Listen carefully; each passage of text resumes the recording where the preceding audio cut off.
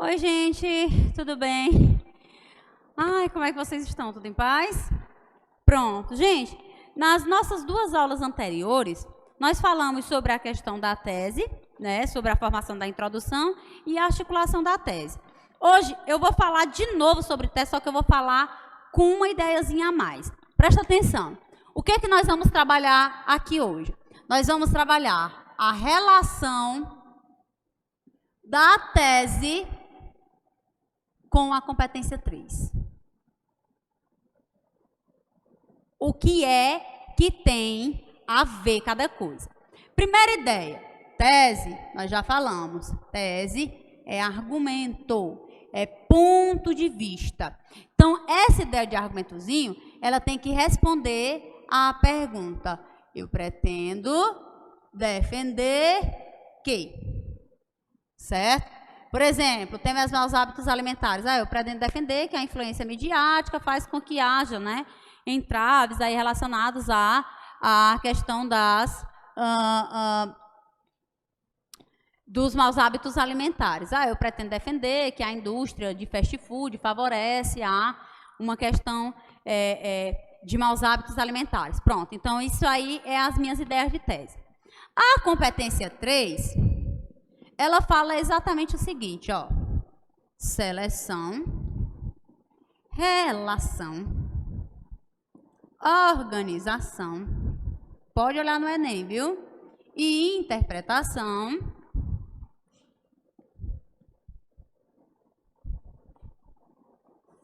Minha cabeça está pipocando. Interpretação de dados, fatos, opiniões e informações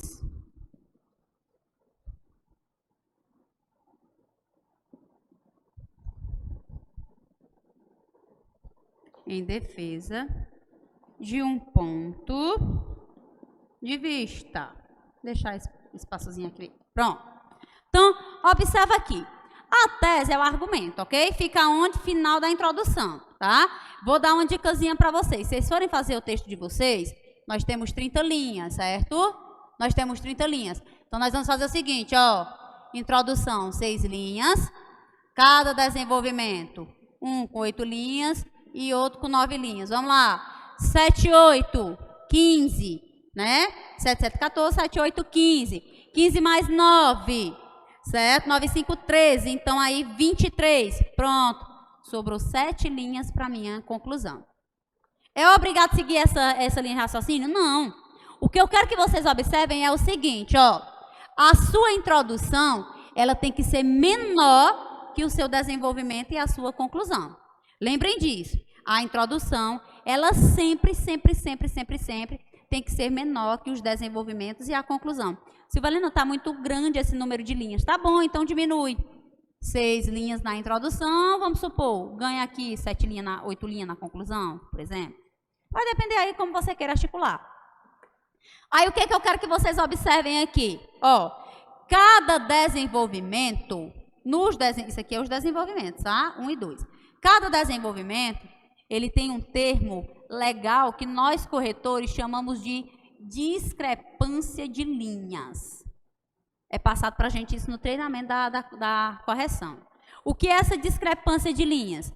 Ele quer mostrar, ele quer dizer, ele deixa claro que discrepância é diferença, distanciamento, tá? Então, o que é aqui que eu vou observar? Que os meus desenvolvimentos, eles podem ter uma diferenciação do número de linhas. Quantas linhas, Silvelena? 2 linhas de diferença. Até 2 linhas de diferença. Só. Por quê, Silvelena? Porque você pode fazer, por exemplo, um desenvolvimento com 10 linhas e o outro até 8 linhas. Um com 9 e outro com 9. Um com 8 e outro com 8. Um com 7, outro com 9. Vai depender aí como você quer distribuir as ideias. Porque cada pessoa tem um modo de fazer, né? Tem um mapeamentozinho a fazer. O que é que eu não posso fazer? Os meus desenvolvimentos ficarem com as linhas menores que a introdução e também os meus desenvolvimentos eles ficarem com um distanciamento muito grande das linhas. Por exemplo, Um desenvolvimento com 10 linhas e o outro com 6? Um com 4 e outro com 7? Não posso. Por que eu não posso, Valena? Porque o desenvolvimento ele é dividido em 4 partes. E em 4 linhas, 5 linhas, 6 linhas, dificilmente eu vou conseguir colocar ele, essas 4 partes, só nesse espaçamentozinho aí. Entendeu a ideia? Então, vejam, eu não estou dizendo para vocês, olha, eu quero o texto de vocês com esse tanto de linha aqui, não. Eu não estou dizendo isso. Mas é interessante que vocês mantenham uma relação aí, uma articulação da distribuição de linhas do texto perante o teminha que é apresentado para vocês. Tem teminha que a gente escreve mais. O tema é legal, aí você está cheio de ideia e tal. Tem teminha que o texto, ele já te limita um pouco, né? Então, ele te deixa um pouco mais apreensivo, né? Um pouco mais sem ideia. Então, vai depender aí. O que eu quero que vocês observem? O texto de vocês, ao final, eu quero o texto de vocês a partir de agora. A partir de agora. Eu quero o texto de vocês com, no mínimo, 25 linhas. O mínimo é 25 e o máximo é 30. Belezinha? Por que, Silvelena? Porque eu quero argumento. Eu quero que vocês escrevam. Eu preciso de argumento na redação de vocês. Tá certo? Então, tem que escrever. Não me venham com uma redação de 15 linhas, não, que para mim 15 linhas não dá para você fazer nada. 30, eu acho pouco. Não vou mentir, eu acho 30 linhas muito pouco. Eu fico assim, eu digo, gente, pelo amor de Deus, se eu pudesse 60 linhas ainda estava pouco para mim. Porque vai vir tanta ideia, tanta coisa, e aí vai argumentando, e articulando, e retomando e tal. Então, eu quero que vocês tenham essa noção, 25 a 30 linhas. Não é para fazer mais de 30, mas também não é para fazer 21. Eu quero 25 a 30 linhas. Beleza? Eu sou enjoada, viu? Qualquer coisa, eu vou lá no grupinho de vocês, eu digo, cresce aí a redação, rapaz. Tá bom? Então, mais ou menos isso. Aí, vem para cá. Olha só, a tua tese, ela vai ser o teu argumento, certo? Então, o que é que você vai fazer? A partir da sua tese, é que você vai pensar no repertório. Lembra das aulinhas anteriores. O seu repertório, ele tem que estar o tempo todo articulado com as tuas ideias no texto, tá? As tuas ideias, elas têm que ser pensadas. Então, por isso, meninos, que é importante, imagina, aqui a tua introdução, ó, desenvolvimento, desenvolvimento 2, conclusão. Beleza. É importante que o repertório que tu usou lá na introdução, ele seja retomado na conclusão. Por quê, professora? Porque o corretor vai observar, ele vai ver que o que tu citou na introdução, tu citou na conclusão. Então, ó, tu mostrou que o teu texto é pensado. Isso é o que nós chamamos de fio condutor da argumentação. Você tem que mostrar para o corretor que você tem um projeto de texto. Por quê? Porque essa bendita bem aqui da competência 3, ela exige. Olha o que é que ela diz, ó. Seleção, relação, organização e importância, tá? Pertinência de dados, fatos, opiniões e informações. Tudo isso aqui é organização de ideia. Vou colocar aqui bonitinho. A articulação de ideia. Ó, a articulação das ideias. A seleção, a relação, a organização e a interpretação é a articulação das ideias. Aí o que é que ela diz, meninos? Ó, dados, fatos, opiniões e informações. O que é que ela quer dizer? Dados, fatos, opiniões e informações são as estratégias argumentativas. Ok? São as estratégias argumentativas. Ou seja, a minha articulação de ideias, ela tem que girar em torno do meu ponto de vista é tese, ó. Ponto de vista é tese, certo? Para daí eu pensar nas minhas ideias de estratégia argumentativa, certo? Porque tudo isso tem que estar articulado, relacionado, planejado perante a defesa da minha tese. Deu para compreender? Então, por exemplo, um exemplo.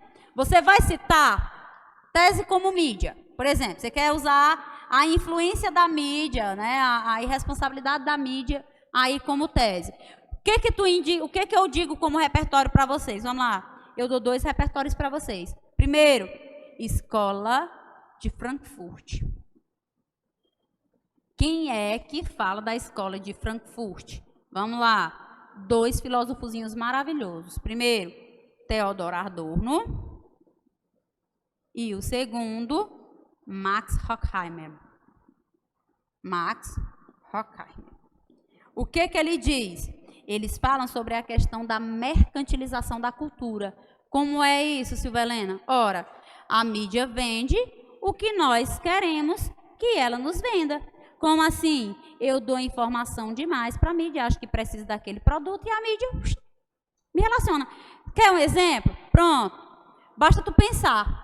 Pensa em roupa. Daqui a pouco vai ter um monte de página no Instagram te seguindo. Tudo loja de roupa. Você vai passar a ver com mais frequência no Instagram roupas. Por quê, Silvia Helena?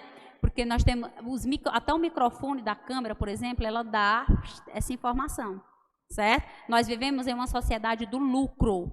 As empresas querem lucrar absurdamente. Então, eles nos impõem a necessidade de que nós precisamos daquilo, de que nós temos que ter aquilo. E aí, tudo que se pensa, isso vai, relação se torna uma cadeia, digamos assim, né, de informações e dá essa impressão de que você precisa. Ao mesmo tempo, aí eu indico outro repertório. Um rapaz chamado de George Orwell. Quem é esse rapaz? Ele é autor do livro 1984. Ele fala sobre a questão da mídia. Ele é quem tem uma frasezinha legal, que em uma das partes da frase, ele diz assim: a mídia controla a massa. Ou seja, a influência da mídia faz com que nós achemos, né, que a gente precisa daquele produto, e aí tem essa intenção de querer consumir. Entendeu a ideia? Então, o que eu quero que vocês pensem é o seguinte: pensou na tese, vocês têm que pensar no repertório relacionado à tese perante o tema. Não é qualquer coisa que pode vir para vocês, não. Certo? Não é qualquer coisa que pode estar relacionado aí dentro do texto, não. Não vai funcionar qualquer ideia, não. Por isso, aquela necessidade, a importância de vocês terem teses mais direcionadas. Porque essas teses mais direcionadas, elas vão mostrar para o corretor esse planejamento, esse pensamento. Observa, deixa eu te dar aqui outra ideia como tese. Imagine que você colocou como tese, estou apagando, viu, meu povo? Já anotaram aí, né? Imagine que você pegou como tese, vamos lá, omissão social. Pronto, você pega aqui a sociedade civil. A população, você culpa a sociedade. Pronto. Você culpou a sociedade, você diz que é preconceito, segregacionista, discriminativa, pronto, beleza. Culpou a omissão social, pronto. Então, se é omissão social, se é a sociedade que não se importa, eu te dou 3 repertórios referentes. Primeiro repertório, banalização do mal, de Hannah Arendt. Quem é essa moça? Ela fala na teoria da banalização do mal, certo? Banalização do mal, ó. Ela fala sobre a questão de justamente problemas, ideias erradas, né, hábitos errados que acabam se tornando comum na sociedade. E por ser comum, se torna algo banal. É comum acontecer, então é banal. Quer um exemplo? Vamos lá, abandono familiar. Quantas mães não criam os filhos sozinhas? Né? Não é algo que... E é comum na sociedade brasileira, é mais comum do que o que se pensa, né? Muitas vezes os pais constituem até outra família, faz de conta que aquele filho nunca nem existiu, não tem contato com o filho, nunca nem existiu. O que eu quero que vocês vejam aí? É algo errado. Só que é tão comum, que é banalizado. Não tem importância. As pessoas veem, mas não muda nada. Entendeu a ideia? Omissão social, ou seja, a sociedade não se importa. E aí faz com que aquele posicionamento, aquele comportamento se repita. Outro, teoria do hábitos. Quem é que fala da teoria do hábitos? Um filósofo maravilhoso chamado de Pierre Bourdieu. O que é que ele diz? Basicamente a teoria da banalização do mal. Hábito, tudo na vida da gente é hábitos, costumes. Então, costumes errados, eles acabam se tornando parte do meio social. E aí a população faz de conta que não está vendo porque é algo comum. Se é comum, então é visto como normal. Entendeu a ideia? É nesse sentido. Por último, dou outra teoriazinha legalzinha para vocês. Teoria da tábula rasa. Quem é que fala da teoria da tábula rasa? John Locke. O que é que John Locke fala? John Locke diz que nós nascemos como uma folha em branco e adquirimos conhecimento a partir das nossas vivências. Então, hábitos bons nós não temos, nós vamos adquirindo, né, ingerindo esses conhecimentos a partir das nossas vivências. Então, hábitos comuns vão fazer parte da nossa vivência. Assim como hábitos errados, hábitos ruins, também vão fazer parte da nossa vivência. E aí vai se tornar até uma característica nossa. Compreendeu a ideia? Então, é nesse sentido aí. Por último, ó, imagina, usei Estado, culpei o Estado. Opa, se eu falei, vamos supor, negligência do Estado, então vamos lá. Primeira coisa do Estado que eu posso citar aí, quem que eu posso citar? Emile Durkheim. O que é que ele diz? Ele diz que o Estado, ele é como um organismo vivo. E para prevalecer saudável, é interessante que todos os seus órgãos funcionem bem. Saúde, educação, lazer. Aí você vai ligar conforme a ideia do tema específico. Beleza? Segundo, ó, outro filósofo, São Tomás de Aquino. Quem é São Tomás de Aquino? Filósofo maravilhoso. O que é que ele fala?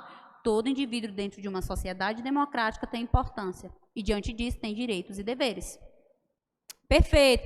Falei de política pública, ó. Ausência, ineficácia, insuficiência de políticas públicas. Aí eu vou citar quem?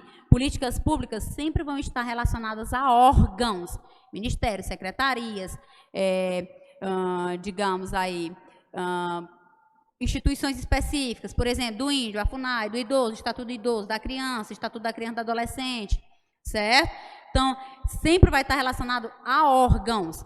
Então, por exemplo, se eu usei políticas públicas, quem é que eu posso usar aí como repertório? Instituições, o termo, né? Instituições zumbis de Zygmunt Bauman. A gente conhece muito Zygmunt Bauman falando sobre Zygmunt Bauman. A gente conhece muito Bauman falando sobre as relações líquidas, né? Mas o termo instituições zumbis é muito comum. Ele usa o termo instituições zumbis para falar sobre a questão das instituições viva-mortas. Ou seja, são aquelas instituições que elas existem na sua forma, mas elas não cumprem a sua função, o seu real papel. Por exemplo, num tema como índios, quem é que fala, quem é que tem esse ideal de proteção do índio? O Estado criou, né, lei que diz que todo brasileiro tem direitos e tal, e parará, mas esses direitos são efetivados. Aí, como é uma minoria, aí foi criado, por exemplo, quem? A FUNAI. Só que a FUNAI, ela não cumpre o seu papel. Ela é mais uma torneirinha para desvio de verba do que mesmo, né, uma instituição aí de proteção e garantia dos direitos indígenas. Entendeu a ideia? Então, ela é uma instituição viva-morta, é uma instituição zumbi. Ela é ineficaz durante a sua ação. Belezinha? Deu para entender? Pronto. Meus queridos, era isso que eu queria mostrar para vocês hoje. Próxima semana nós temos teminha. Na próxima aula nós vamos ter o teminha. Belezinha? E aí, é isso. Estou terminando de corrigir as redações de vocês. Não se preocupe, vou mandar a redação de todo mundo. Relaxa, se preocupe não. Tá? Pode deixar que eu mando a redação de cada um. Fiquem com Deus, um beijo. Na marca da qualidade aí. Tchau, beijo e até a próxima aula.